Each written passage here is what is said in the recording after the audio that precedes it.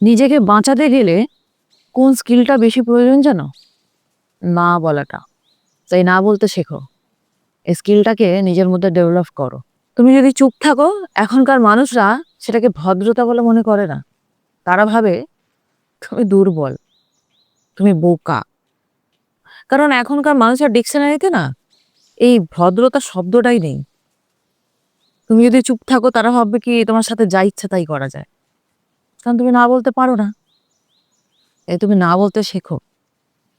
কোনো সম্পর্ক যদি তোমাকে খুব ব্যবহার করছে, তাকে তুমি মুখের ওপর বলে দাও যে তোমার সাথে এরকমটা করা যাবে না।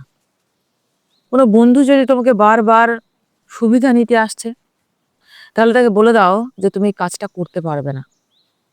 কেউ যদি তোমার সাথে খারাপ আচরণ করে, তাকেও তুমি মুখের ওপর বলে দাও তুমি সহ্য করবে না। তাই না বলাটা খুবই প্রয়োজন। তোমার যত কাছের মানুষ হোক না কেন, তোমার যেটা পছন্দ না সেটাকে তুমি না বলে দাও। মুখের ওপরে বলে দাও যে এটা তোমার পছন্দ না, তুমি এটা সহ্য করতে পারবে না। না বলাটা না কোনো বিরোধিতা না। না বলাটা নিজের সীমাটাকে রক্ষা করা।